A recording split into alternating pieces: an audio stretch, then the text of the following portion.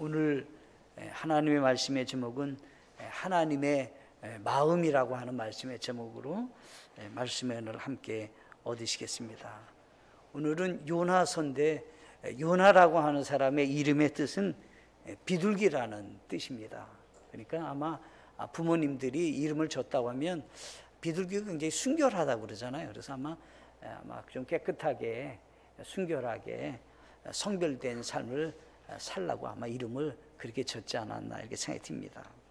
근데 여기 성경에 보니까 아미떼의 아들 요나라고 이렇게 돼 있어요. 그러니까 요나의 아버지는 아미떼라고 하는 분인데 이분이 성경에는 그렇게 많이 기록되어 있지 않지만 아미떼라고 하는 뜻이 어떤 뜻이냐면 참되다, 믿을만하다 이런 뜻입니다. 그러니까 이 아미떼라고 하는 분도 아마 부모님들이 모든 사람에게 신뢰를 주고 좀 이렇게 좀 그래도 의지할 만하고 신뢰할 만한 그런 사람으로 인생을 살 것에 대해서 이렇게 의미를 두고 이름을 짓지 않았나 이렇게 생각이 듭니다. 오늘 성경에 기록된 이 요나의 표적은 구약시대 때 분명히 기록된 말씀이고 일어난 사건입니다. 그런데 신약시대에 와서 예수님께서는 이 요나의 표적을 인용하셨습니다. 언제 인용을 하셨냐면 이방인들의 구원에 대해서 말씀하실 때 이 요나의 표적을 예수님은 사용하셨습니다. 그러니까 예수님께서 죽으셨다가 묻히셨다가 3일 만에 부활의 사건을 예수님께서는 이 요나의 사건을 통해서 언급하시면서 예수님이 요나와 같이 3일 3야를 이 큰 물고기에 서 요나가 있다가 다시 살아나는 것 같이 예수님께서 죽으셨다가 묻히셨다가 분명히 부활하실 것에 대해서 예표로 말씀해 주셨습니다. 뿐만 아니라 이 요나 당시에 니느웨라고 하는 성에 가서 외쳤을 때 이 니느웨 성에 살던 이방인들이 회개하고 구원받게 되는 걸 보게 되어집니다. 그걸 통해서 하나님이라는 분은 어떤 분이신가 라고 하는 겁니다. 하나님은 이 유대인들에게만 구원받기를 원하시는 분이신가? 아니면 죄악이 가득한 이 니느웨 성과 같은 이방인 사람들에게도 구원받기를 원하시는가? 선민이라고 하는 이스라엘 백성들만 하나님을 섬기니 하나님은 그의 이스라엘 사람들만 사랑하시고 우상을 숭배하는 이방인들에 대해서는 하나님은 사랑치 않는 분이신가? 라고 하는 겁니다. 그때 성경에서 정확하게 니느웨라고 하는 그 도성의 멸망을 우리 하나님께서 이제 그들이 회개하고 구원받게 하신 것 같이 신약시대에도 동일하게 예수님께서는 마태복음 12장 39절로 41절에 보면 악하고 음란한 세대가 표적을 구한다 말씀하시면서 요나의 표적밖에는 보여줄 것이 없다. 왜냐하면 예수님께서 우리 죄를 위해서 죽으셨다가 묻히셨다가 3일 만에 다시 부활한 그 사건이 예수님은 어떤 분이신가? 예수님은 왜 이 땅에 오셨는가? 예수님은 무엇을 하기를 원하신가라고 할 때 죄 때문에 죽게 된 우리가 예수님께서 대속의 은혜로 우리가 구원받게 되어지는 하나님의 구원의 계획과 예수님께서 이 땅에 오신 구원의 그 계획을 정확하게 이 요나의 사건을 통해서 예표로 말씀해 주셨다 이렇게 말씀하고 있는 것입니다. 요나가 니느웨에 가서 외쳤을 때 니느웨가 회개하고 돌아온 것 같이 오늘날도 이제 요나보다 더 큰 예수님이 오셔서 예수님이 외치고 있으니 모든 이방인들 사람들도 회개하고 주님께로 돌아와야 된다라고 하는 것을 분명하게 예수님께서는 두 가지 요나의 사건으로 두 가지 목적을 정확하게 말씀하시면서 요나의 사건은 구약시대 때만 있는 사건으로 머무는 것이 아니라 오늘날 신약시대에 예수님과 오늘날 우리가 살고 있는 우리 모두에게도 동일하게 이것이 진행되고 있다라고 하는 것에 대해서 말씀하고 계신다라고 하는 것입니다. 니느웨 성이 국가적인 회개 운동이 일어나게 된 것은 어디서부터 시작됐는가? 이방인들이 회개하고 돌아오는 그런 놀라운 일의 기적은 어디서부터 시작됐고 하나님은 어떤 일을 계획하시고 진행하셨는가? 오늘은 그것을 생각해 보시면서 하나님께서 우리를 향한 마음과 이 땅을 향한 마음과 이 온 세상에 있는 모든 사람을 향한 우리의 좀 큰 사랑의 마음이 되기를 원하시는 하나님의 마음을 다시 한번 되새기시고 우리의 마음에서부터 하나님의 사랑으로 가득 채워지는 복된 시간이 되기를 간절히 원하는 것입니다. 성경에서 말하고 있는 요나의 표적은 분명한 사실이다라고 하는 것을 언급하고 있는 것은 예수님께서 분명히 언급하셨으니까 이건 사실적인 것입니다. 역사적 일이다 이 말입니다. 어떻게 큰 물고기 뱃속에서 3일간은 지냈었는가? 예, 그것도 사실입니다. 죽었던 사람이 살아나는 것 같이 예수님도 죽었다 살아나시는 그 기적이 동일하게 요나의 사건으로 말씀하시면서 사실이다라고 하는 것을 말씀하고 있다라고 하는 것입니다. 역사적인 인물 요나, 그의 아버지는 누구인지 알아서 그가 이론적인 사람으로만 상상 속의 인물이 아니라 정확하게 조상이 있는 사람으로 태어난 한 사람이다라고 하는 것에 대해서 말씀하고 있다라고 하는 것입니다. 오늘은 하나님께서 우리를 향한 사랑의 마음이 무엇인지 그걸 살펴보시면서 이 세상에 살고 있지만 하나님이 나를 이렇게 생각하고 계시는구나. 하나님이라는 분과 함께 나는 이렇게 동행하고 있다는 것이 가장 내가 복된 인생을 산다라고 하는 것에 대해서 다시 한번 상기하시고 그것으로 인해서 세임을 얻는 귀한 시간이 되기를 간절히 소원합니다. 믿음 생활이라는 것이 있습니다. 믿음 생활. 우리는 지금 믿음 생활이라는 것입니다. 그러면 믿음 생활에는 기초가 있습니다. 그 기초는 뭐냐면 말씀입니다. 말씀입니다. 말씀을 떠나서는 믿음 생활이라는 게 없는 겁니다. 그러면 이 말씀 안에서 우리가 믿음 생활합니다라고 할 때 이 말씀 안에서 가장 중심적인 분이 누구냐면 하나님이라는 분입니다. 나는 하나님이라는 분을 어떻게 알고 있고 어떻게 믿고 있느냐라고 하는 것입니다. 하나님은 계십니다. 아멘이신가요? 네. 하나님이 나를 창조하셨습니다. 믿으시나요? 자, 온 우주 만물을 창조하셨습니다. 믿으시나요? 그냥 어쩌다가 내가 어떻게 태어났구나 이게 아니라 하나님이 나를 창조하셨고 이 모든 것들은 하나님께서 지금 다스리고 하나님이 모든 것을 창조하신 가운데 진행되고 있다는 것을 내가 믿는다면 생각이 바뀐다 이 말이에요. 바뀐다는 거예요. 그래서 오늘 요나라는 사람이 왜 실패했는가? 우리는 어떤 믿음 생활을 해야 되는가라고 하는 것에 대해서 같이 생각해 보면서 하나님의 마음을 생각해 보기 원합니다. 첫째, 하나님은 우리를 무조건적으로 사랑하십니다 라고 하는 겁니다. 여기 성경 보니까 요나를 하나님이 부르셨어요. 요나가 하나님께 온 것이 아니에요. 요나라는 사람이 목적 있는 삶, 가장 가치 있는 곳에 하나님께 쓰임받는 생가 된 것은 요나 자신이 하나님께 와서 하나님께 쓰임받은 것이 아닙니다. 하나님이 먼저 요나서 1장 1절에 이제 주의 말씀이 아미떼의 아들 요나에게 임하니라 이르시되 라고 했습니다. 주된 분이 누구냐라고 할 때 하나님이셨다는 거예요. 하나님께서 그에게 말씀을 주셨고 말씀으로 불렀고 그 사람을 하나님은 쓰기를 원하셨다라고 하는 겁니다. 요나에게 초점이 있는 게 아닙니다. 하나님이라는 분이 그렇게 하셨다. 요나를 사랑하신 분이 누구셨습니까? 요나가 하나님을 사랑하기 전에 하나님이 요나를 먼저 사랑하시고 요나를 쓰기를 원하셨다는 것입니다. 그래서 요나는 어떤 반응을 합니까?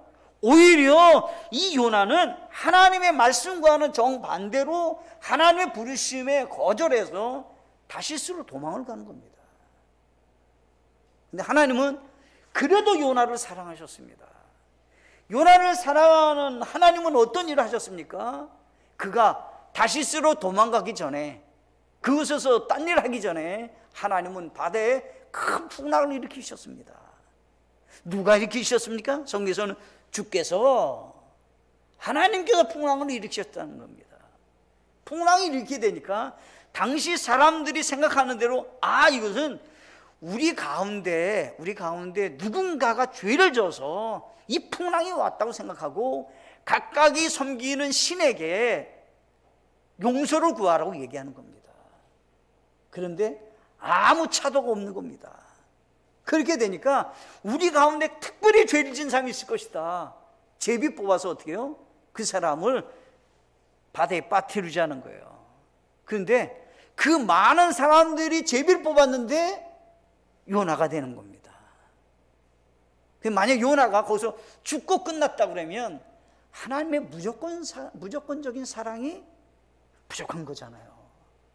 근데 우리 하나님은 큰 물고기를 예비하셨다고 이렇게 기록하고 있습니다. 누가 예비했다고요? 큰 물고기를 주께서, 하나님께서 예비하셨다는 겁니다. 그래도요, 이 요나라는 사람이 그 많은 사람들 가운데 뽑혀가지고 지금 바다에 던짐을 받게 됐는데, 그 모든 과정 가운데 누가 역사하셨는가? 요나를 사랑하신 하나님께서 요나가 저 멀리 도망가지 못하도록, 하나님의 뜻에 거절되어서 불순종해서 하나님 앞에 부끄러운 인생이 되지 않게 하기 위해서 하나님 그를 사랑하셔서 빚으셨다, 이런 겁니다. 오히려 그 모든 환경이 그로 하여금 하나님께로 나아갈 수 있도록 하나님이 역사하셨다는 것입니다. 그는 도망을 갔지만 하나님은 그를 사랑하신 것입니다. 그래서 그 요나가 큰 물고기에 들어갔는데 큰 물고기 속에서 회개의 일이 일어나게 되는 겁니다. 3일 동안에 그는 그 안에서 이루 말할 수 없는 고통을 겪으면서 자기 인생을 하나님께로 돌아보게 된 것입니다. 만약에 큰 물고기 뱃속에서 그의 고난이 없었다고 하면 변화되지 않을 수도 있었을 것입니다. 하나님은 그를 연단하셨습니다. 그 환경 속에서 많은 것들을 깨닫게 하셨습니다. 깜깜한 밤과 같은 곳에서 어둠 속에서 신음하며 기도했을 것입니다. 그때 하나님은 그에게 은혜를 베푸셨습니다. 어떻게요? 다시 육지에 큰 물고기가 토해내게 하셨습니다. 새로운 인생을 살아갈 수 있도록 길을 열어주셨습니다. 죽은 사람과 같은 사람이었지만 3일 동안에 그 물고기 뱃속에서 거의 죽게 된 그 사람, 하나님은 다시금 새 생명을 허락해 주셔서 쓰임받게 하셨다는 것입니다.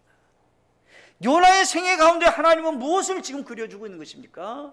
하나님은 우리를 무조건적인 사랑으로 대하신다라고 하는 그런 분이시다라고 하는 겁니다. 아브라함이 성경에 기록되어 있습니다. 믿음의 조상 아브라함이 하나님의 부름을 받고 돌아오는 것인데, 사도행전 7장 2절로 4절을 보면 아주 간략하게 스데반이라는 분이 이 아브라함의 생애에 대해 간략하게 설명을 했어요. 그가 오다가 어떻게 해요?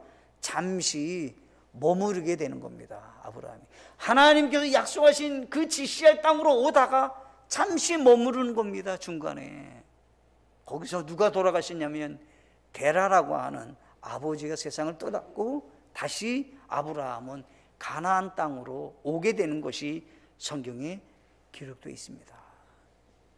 하나님은 아브라함을 사랑하셨습니다. 아브라함이 하나님을 찾은 것이 아니에요. 우상 숭배했던 사람이에요. 하나님은 그러나 믿음의 조상으로 그를 불러서 가나안 약속의 땅을 주시겠다고 약속하면서 그를 민족의 조상으로 시작되게 하시는 것을 보게 되었습니다. 누가? 하나님이 하셨다라고 하십니다. 거룩하게 하나님 앞에 귀하게 쓰임받은 아브라함도 역시 온전한 사람이 되지 못했었다는 거예요. 그렇지만 하나님은 그를 사랑하셨다는 거예요. 아브라함이라는 사람이 하나님의 말씀에 불순종해서 어떻게 해요? 아내를 자기 동생이라 말하고 이집트로 내려가지 않습니까? 저 남쪽으로 이사가지 않잖아요. 그렇지만 하나님은 어떻게 해요? 다시 그를 연단해서 하나님의 사람으로 쓰임받게 하셨다라고 하십니다. 마찬가지라는 겁니다. 끊임없이 우리 하나님은 우리에게 어떤 분이신가라고 하는 겁니다. 끊임없이 우리를 하나님의 사랑의 길로, 하나님께 쓰임받는 길로, 하나님이 쓰시기에 합당한 사람으로 빚으셔서 끝까지 우리를 사랑하시면서 대하시는 분이시다라고 하는 것입니다. 모세는 어떻습니까? 이스라엘의 위대한 지도자 이 모세도 성경에 보면 사도행전 7장 23절로 34절에 가면 스데반의 간증 속에서 또 모세가 등장되는 겁니다. 모세는 어땠습니까? 모세는 자기 힘으로 자기 동족을 구원해내려고 어떻게요? 다른 사람을 죽이게 되는 일을 하게 되어집니다. 아니, 다른 사람을 죽여요. 이게 보통 일이 아닌 겁니다. 그런데 불구하고 어떻게요? 하나님은 그를 쓰시기 위해서 미디안 땅 40년 동안 거기서 훈련받게 하십니다. 그리고 그 가운데서 하나님을 훈련시킨 다음에 다시금 그에게 찾아오셔서 내가 너를 쓰기를 원하신다고 얘기할 때 이 모세는 하나님 감사합니다, 쓰임 받겠습니다 이렇게 말하지 않고 어떻게 해요? 나는 입이 뻣뻣하고 그곳에 갈 수 없는 사람이라고 하며 거절하는 것을 보게 되십니다. 그럼에도 불구하고 하나님은 이 모세를 사랑하셔서 모세를 변화시키는 겁니다. 모세야, 네가 오른손 한번 넣어봐라. 네 가슴 속에. 꺼냈더니 나병이에요. 너는 쓰임받기에 합당치 않는 나병이 있는 죄인과 같은 모습이지만 다시 넣어봐라. 넣었더니 어때요? 내가 너를 그렇게 쓰길 원한다 라고. 모세야, 네 힘으로 네가 네 동족을 구원해내려고 했지만 너 힘으로는 못해. 내가 너를 쓰길 원한다는 것입니다. 우리 하나님은 어떤 분이신가라고 합니다. 믿음의 조상 아브라함 속에서도 동일하게 나타난 거고요. 믿음의 지도자라고 하는 이 모세를 통해서도 하나님은 동일하게 나타나신 분이, 하나님은 우리를 향한 사랑이 그대로 있다라고 하는 것을 지금 보여주고 있다는 것입니다. 신약시대는 어떻습니까? 가장 예수님의 제자 가운데 첫 번째 이름으로 등장된 베드로, 그 베드로가 예수님을 3번 부인합니다. 그렇지만 우리 하나님은 너는 나를 3번 부인했으니 내가 너를 쓰지 못하겠다고 말씀하지 않으시고, 요한복음 21장 1절로 계속 가보면 이제 이 베드로를 향한 하나님의 사랑이 그대로 나타나는 겁니다. 베드로야, 지금은 네 마음이 어떠냐는 겁니다. 지금은 내가 너를 쓰기를 원하는데 너의 마음은 어떠하냐라고 할 때 주님이 내 마음을 아시지 않습니까? 주님을 사랑하는지를 주님이 아십니다라고 하는 겁니다. 하나님은 어떤 분이신가라고 하는 겁니다. 모세의 생애 속에서도 마찬가지고, 아브라함 생애 속에도 마찬가지고, 베드로 속에서도 마찬가지인 우리 하나님 아버지께서는 그를 쓰기를 원하신다라고 하는 겁니다. 새로운 인생을 살게 하시는 겁니다. 아무것도 하나님 앞에 부끄럽게 쓰지 못하는 그런 인생이 아니라 하나님께 쓰임받는 생애가 되도록 하나님께서는 빚으시고 선하게 인도하신 분이시다라고 하십니다. 예수님은 스스로 얘기합니다. 나는 꺼져가는 심지도 끄지 않으시고 상한 갈대도 꺾지 않는다고 주님 말씀하셨습니다. 예레미야 29장 11절에서는 너희를 향해 내가 생각하는 생각을 아노라.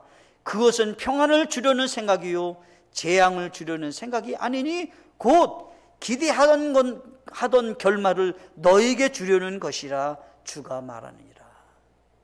우리는 많은 경우에 어려움이 찾아오면 하나님께 징계받나 재앙을 받나 이렇게 하지만, 하나님 꼭 너희가 내 생각을 아느냐, 나는 너에게 평안을 주기를 원한다 이렇게 말씀하고 있는 것입니다. 하나님의 마음을 아셔야 된다는 겁니다. 우리에게 찾아오는 많은 일들이 있을 때마다 우리가 가져야 될 기본적인 믿음의 마음입니다. 하나님은 우리에게 어떤 분이신가라고 하는데, 징계하고 재앙을 주기를 원하시는 분이 아니라 평안을 주기를 원하시는 그런 마음이시다라고 하는 것을 아셔야 된다라고 하십니다. 시편 136편 1절에서는 시편 기자가 고백을 했습니다. 오 주께 감사하라. 그분은 선하시며 그분의 긍휼은 영원하도다. 아멘. 우리 하나님의 사랑과 하나님의 긍휼하심은 영원한 것입니다. 대대손손이 끊임없이 그것은 지속될 것입니다. 오늘 말씀을 기억하시고 우리는 마음에서부터 확신을 가지셔야 됩니다. 아, 우리 하나님은 무조건적으로 나를 사랑하신다 라고 하는 사실을 요나의 생애를 통해서 우리는 분명하게 확신을 갖고 승리하는 우리 모두가 되시기를 간절히 바라겠습니다. 두 번째겠습니다. 두 번째는 하나님의 구원의 역사는 강합니다. 하나님의 구원의 역사는 강합니다. 요나가 하나님의 뜻과는 전혀 다르게 다시스로 도망갔지만 하나님은 여기 3장 2절에 오늘 본 말씀에 일어나 저 큰 도시 니느웨로 가서 내가 네게 명한 바 그 선포한 것을 그곳에 선포하라 하시매 라고 했습니다. 요나를 다시금 쓰시는 그 하나님께서 요나야 뭐가 걱정되니? 내가 너를 써서 구원의 계획을 아름답게 이루어지는 하나님의 능력이 쓰임받는 그런 사람이 되게 할 텐데 뭐가 걱정이 되니? 너는 가서 내가 너에게 준 말을 그냥 외치기만 하라는 겁니다. 뭐라고요? 40일 이후에 니느웨는 멸망합니다. 이걸 외치라는 겁니다. 그런데 이 니느웨 마음속에는 딱 한 가지 마음에 걸린 것이 있었습니다. 아시다시피 니느웨는 가장 악한 사람들이 있었던 그런 족속들이었는데 그것은 아시리아 사람들이었는데 이 아시리아 사람들이 가장 당시 사람들은 악하고 침략을 하면 거의 몰살시키는 일을 했다고 합니다. 그러니까 이 이스라엘이 이 아시리아 이 니느웨라고 하는 수도에 복음을 전한다라고 하는 것은 내 원수에게 가서 복음을 전하는 일입니다. 그러니까 거부하는 겁니다. 다른 데는 몰라도 내가 저기는 안 되지. 우리나라 사람들은 어디를 싫어해요? 일본 사람 싫어하잖아요. 일본에 가서 선교를 해? 아이 거기는 아니지. 다른 나라는 몰라도 일본은 원치 않아. 아 이럴 수 있을 겁니다. 그런데 한번 생각해 보십시오. 요나라는 사람에게 하나님은 니느웨 가라고 했는데 니느웨 가는 것을 마음에서부터 원치 않아요. 지금은요. 요나는 다시스로 갔어요. 근데 하나님은 요나야 뭘 그걸 걱정해. 내가 너에게 니느웨 가서 그냥 선포할 것을 줄 거야. 40이면 멸망한다고 말을 하라는 겁니다. 그런데 40일간 뒤에 멸망할 거니까 회개하고 여러분들 주께로 돌아오십시오 라고 하는 말을 성경에 보면 하루 동안만 3장 4절에 비로소 요나가 그 도시로 들어가 하루 동안 다니며 외쳤다 이렇게 되어 있습니다. 비로소라고 하는 말은 어때요? 원치 않지만 원치 않아요 지금요. 요나는 기쁘지 않아요 지금요. 비로소 지금 어쩔 수 없이 하나님이 가라고 하시니까 자기도 회개하고 아이고 내가 가긴 가야 되겠다 하고 지금 가는 겁니다. 며칠 가라고요? 40일 있으면 멸망당하는 건 40일을 다녀야 되잖아요. 40일을 막 다녀야 되잖아요. 근데 어떻게 해요? 하루를 다녔다는 거야. 하루를 다녔는데 하나님의 구원의 역사가 얼마나 강하냐면 듣는 사람들마다 회개가 역사가 일어났어요. 어떻게 그런 일이 일어날 수 있습니까? 하나님이 니느웨 성 사람들을 사랑했고 요나를 사용했던 그 능력이 하나님의 능력으로 나타났던 하나님의 마음을 표현하는 겁니다. 지금 요나가 뭐 특별히 말을 잘했기 때문에 그 열심을 냈기 때문이 아니라 요나는 아주 작은 것 하나 순종한 것밖에 없어요. 근데 어떻게요? 그 듣는 사람들의 마음이 완전히 변화돼 가지고 회개의 역사가 일어나는 겁니다. 지금 그런데 거꾸로 어떻게 해요? 백성들이 회개했다는 말을 왕이 듣는 겁니다. 왕이 듣고 또 왕이 그걸 듣고는 니느웨 성에 가서 외쳤던 요나의 말을 들은 것도 아니에요. 그 말을 들었던 것을 들었어요. 왕이. 그리고는 어떻게 해요? 변화가 일어났어요. 지금요. 왕이 회개가 일어났어요. 왕이. 그리고 어떻게 해요? 칙령을 내리면서 온 백성들은 전부 하나님께 회개하라고 이런 일이 일어났습니다. 이거 일어날 수 있는 일입니까? 아니 웬 이스라엘 사람이 와가지고 40이면 멸망한다고, 아니 저 그 이상한 소리 하는 사람 저 사람 감옥에 넣으라고 아마 이렇게 얘기할 수 있잖아요. 근데 어떻게 해요? 하나님의 마음을 볼 수 있다는 겁니다. 하나님께서는 마음이 어떤 분이신가라고 하는 겁니다. 니느웨 성 사람들도 사랑이 원하고 이 이스라엘 사람조차도 받아들이기 어려운 그 사람들도 하나님은 사랑을 원하셨어요. 요나를 보내셨어요. 요나가 미약하게 일을 했지만 하나님은 강하게 역사하셨어요. 그래서 어떻게 해요? 여기 성경 보니까 이렇게 기록하고 있습니다. 3장 5절 말씀에 보시면 이렇게 기록하고 있습니다. 3장 5절 말씀에 이렇게 기록했습니다. 이에 니느웨 백성이 하나님을 믿고 금식을 선포하며 그들 중에 가장 작은 자로부터 가장 작은 자 이르기까지 굵은 베옷을 입고 말이 니느웨 왕에게 이르매, 왕도 굵은 베옷을 입고 제 속에 앉았더라. 회개 역사가 아주 그냥 강하게 일어나는 겁니다. 지금 전부 먹는 것도 금식을 다 하고 굵은 베옷 옷 입고 죄를 들이쓰면서 슬픔 가운데서 회개 역사에 넣었습니다. 이거 누가 한 것입니까? 하나님이 하셨다, 이런 얘기야. 우리가 구원받고 하나님의 자녀가 되셨습니까? 그렇다면 하나님이 특별히 나를 사랑하셨다라는 것을 기억하셔야 된다는 겁니다.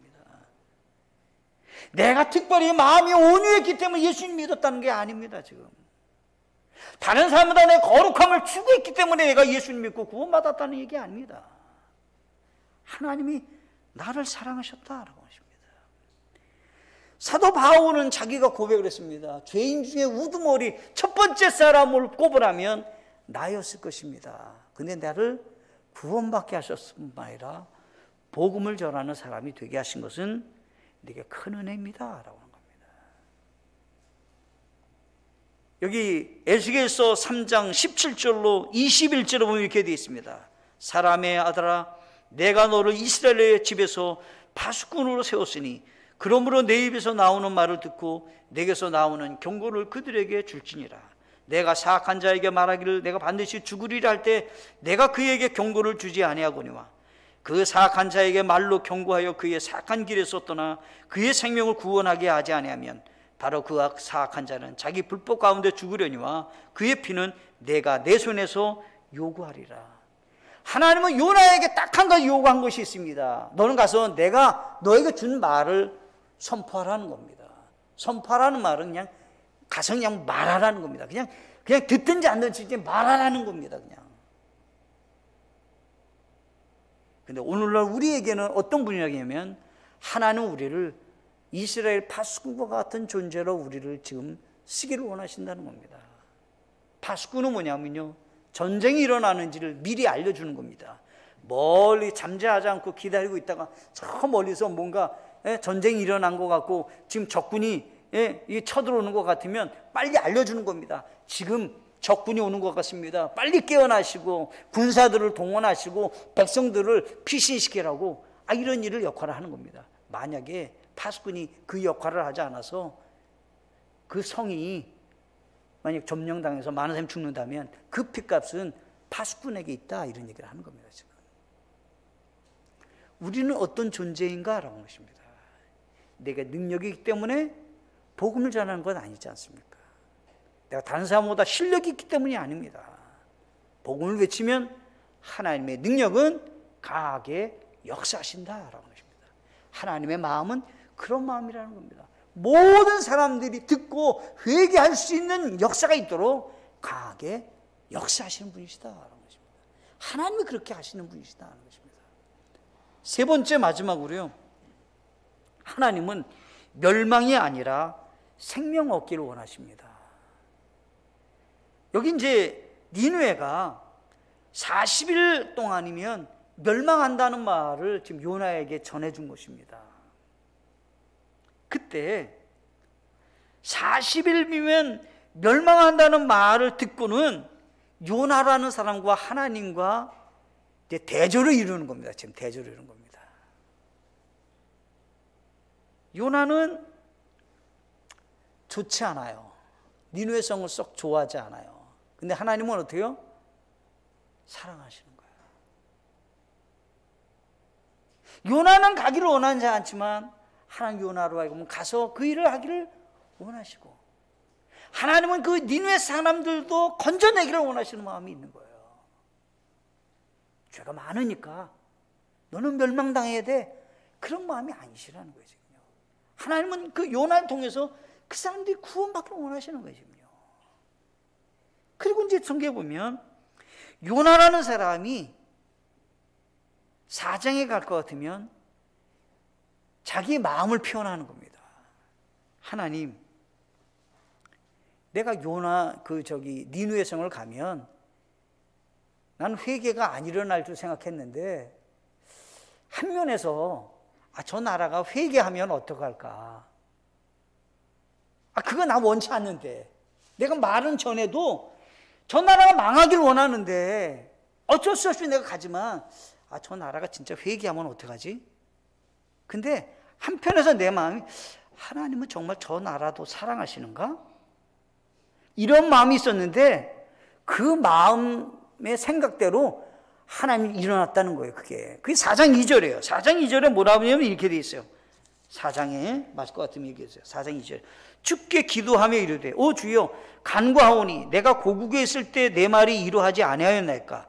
그러므로 내가 먼저 다시 도망하였사오니 이는 주께서 은혜로우시며 긍휼히 여기시고 분노하기를 더디하시며 큰 친절을 베푸사 재앙에서 뜰을 돌이키시는 하나님이시는 내가 알았기 때문이다. 내가 염려하는 것대로 하나님 지금 이렇게 그 일을 진행하셨다는 거예요. 내가 정말 난 원치 않아서 난 다시스로 도망가기 원했는데 하나님 나를 푸짐 해갖고 나도 지금 여기까지 오게 했는데, 내가 염려하는 것은 저 나라가 멸망하길 원하는데 지금 누구하고 대조를 하는 거냐면 하나님과 요나의 마음과 대조를 이루는 겁니다. 지금 하나님은 그 니느웨 성 사람들을 사랑하기를 원하지만 요나는 원치 않아요. 그러면서 요나가 하는 말이에요. 하나님은 은혜가 많으시고 긍휼을 베푸시고 큰 친절을 베푸시고, 그런 가운데서도 하나님께서는 그로 하여금 분노하기를 더디하시면서 그를 돌이켜서 구원받기를 원하신 게 하는 분이시라는 걸 내가 알게 됐는데, 진짜 내가 조금 생각했던 그대로 나타났다 이 말입니다. 그리고는 요나라는 사람이 지켜보는 겁니다. 지금 40일 뒤에 진짜 어떻게 일어나는지 니느웨 성을 지켜보고 있는 겁니다. 하나님은 어떻게 해요? 멸망하기를 원치 않아요. 요나는 어떻게 해요? 그래도 내가 외치고 회개했지만 저 나라가 망하기를 원하는 겁니다. 지금 망하기를 원하는 거예요. 그래서 어떻게 해요? 박농쿨이 있는 데서 지금 그늘진 곳에 앉아가지고 지켜보고 있는 겁니다. 저 도성이 어떻게 되나. 그랬더니 어떻게 해요? 조금 있으니까 바람이 막 불더니 박농쿨이 말라가지고 박농쿨이 죽는 거예요. 그러니까 이 사람 마음이 얼마나 불평이 심한지, 이 박농쿨이 없어졌다고 말이에요. 내가 좀 지금 지켜보기에 이 박농쿨이 그냥 있어야 되는데 나를 그늘지게 하지 않고 저 박농쿨이 사라져갖고 나라에 내리치는 태양에 하나님의 마음을, 하나님은 분노하기를 더디하시고 큰 친절을 베풀기를 원하시는 그런 하나님인데, 요나는 어때요? 박농쿨 하나조차도 너그럽게 받아들이지 못하는 거거든요. 근데 이 박농쿨이 하나님이 얘기하는 거예요. 얘야, 하룻밤 사이에 박농쿨이 있다가 없어지는 것이 그의, 말하자면 박농쿨의 인생이 그 정도 짧은 존재인데 네가 그거는 그렇게 불쌍히 여기냐. 그러면서 우리 하나님께서 하신 말씀이에요. 뭐라 하냐면 요나서 4장 11절에 보면 오른손과 왼손을 분간하지 못하는 자가 12만 명이 넘고, 아이들이 말이죠, 오른쪽인지 왼쪽인지 분간도 못해요. 그런 아이들이 12만 명이 있는데, 그리고 어떻게 해요? 많은 가축이 있는데 그거 아깝지 않느냐? 그거 멸망해야 되겠냐? 우리 하나님은 요나에게 반문하는 겁니다. 너는 그 박넝쿨이 그렇게 귀하더냐?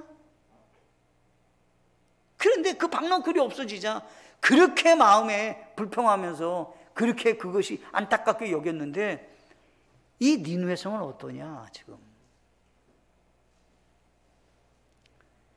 그냥 분별하지 못하는 아이가 12만 명이나 있다. 아무것도 모르는 아이가 그냥 12만 명 있다. 하나님께서는 가축도 사랑하시는 분이에요. 여기 보면 많은 가축도 있지 않느냐.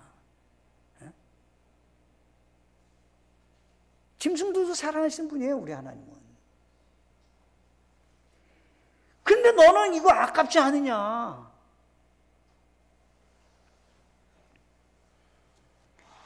성경에 보면 이렇게 되어 있습니다. 예레미야 18장 7절로 10절을 보면 이렇게 됩니다. 내가 어떤 민족과 어떤 왕국에 관하여 그것을 뽑고 무너뜨리며 멸하리라고 말할 때 이방 민족을 얘기합니다. 하나님 멸망시키려고 그래요. 만일 내가 멸하려고 선포한 그 민족이 자기들의 악에서 돌이키면 내가 그들에게 행하려고 생각했던 그 재앙에 대하여 뜻을 돌이키겠고, 또 내가 어떤 민족과 어떤 왕국에 관하여 그것을 세우고 심으리라고 할 때 만일 그 민족이 내 눈앞에서 악을 행하여 내 목소리에 순종하리 아니면 내가 그들의 유익을 위해 허락하리라고 말한 그 복에 대하여 뜻을 돌이키리라. 이게 무슨 얘기냐면, 하나님은 어떤 민족이나 어떤 왕국이나 하나님께로 돌아오면 하나님은 어떻게 해요? 용서하기를 원하시는 거예요. 멸망하기를 원하지 않고 생명 얻기를 원하시는 거예요. 지금 그 얘기를 하시는 거예요, 지금요. 하나님을 믿는 민족만이 아니라 하나님을 믿지 않는 민족이라 할지라도 하나님께로 돌아오면 어떻게 해요? 하나님 뜻을 돌이키겠다는 거예요. 멸망하기를 원하지 않는다는 거예요, 하나님은요. 출애굽기 32장 11절과 우리 11절로 14절 보시면 이렇게 되어 있습니다. 모세가 주 자신의 하나님께 간청하여 이르되, 주여 어찌하여 주께서 큰 권능과 강한 손으로 이집 땅에서 데리고 나오신 주의 백성에게 맹렬히 진노하시나이까? 어찌하여 이집트 사람이 말하여 이르를 그가 재앙에 내리려고 그들을 데리고 나와 산에서 그를 죽이고 지면에서 끌어 소멸시켰다 하게 하려 하시나이까? 주의 맹렬한 진노에서 돌아서시고 주의 백성을 향한 이 재앙에서 뜻을 돌이키소서. 주의 종들 곧 아브라함과 이삭과 이스라엘을 기억하소서. 주께서 주 자신을 주고 그들에게 맹세하여 그들에게 말씀하시기를 내가 너희 씨를 하늘의 별들과 같이 번성하게 하고 내가 말한 이 모든 땅을 너희 씨에게 주어 그들이 영원토록 그것을 상속하게 하리라 하셨네요 하며, 주께서 자신의 백성에게 내리려 하던 그 재앙에서 뜻을 돌이키시니라. 하나님이 이스라엘이 범죄하니까 진노했어요. 멸절하기를 원하셨어요. 그때 어떻게 해요? 모세가 기도하는 거예요. 하나님 그래도 용서해달라고. 그리고 어떻게 해요? 뜻을 돌이키셨다 그랬어요. 하나님은 어떤 분이신가라는 거예요. 하나님은 멸망하기를 원하시는 분이신가? 여기서 그냥 진노하셔서 그냥 이렇게 하나님은 끝을 내기를 원하시는가? 그런 분이 아니시라는 거예요. 뜻을 돌이키시는 분이셨다는 거예요. 누가 기도해서? 모세가 기도했어요. 여기 성경에 보면 에스겔서 33장 11절 말씀 보면 이렇게 되어 있습니다. 그들에게 이르기를 주 하나님이 말하노라. 내가 살아있음을 두고 맹세하노니 사악한 자가 죽는 것을 내가 기뻐하지 않으며 오히려 그 사악한 자가 자기에게서 돌이켜 사는 것을 기뻐하노라. 오 이스라엘의 집아, 너희는 돌이키라. 너희는 너희 악한 길들에서 돌이키라. 너희가 어찌하여 죽고자 하느냐 하라. 하나님은 사악한 사람도 어떻게 해요? 회개하고 돌아가기를 원하시는 거예요. 멸망하기를 원하지 않는 거예요, 하나님은요.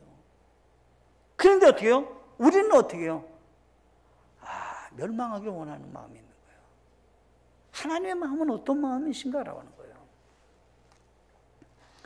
베드로후서 3장 8절로 9절에 보시면 그러나 살아가는 자들아 주께는 하루가 천년 같고 천년이 하루 같다는 이 한 가지 사실에 대해 무지하지 않은 자가 되지 말라.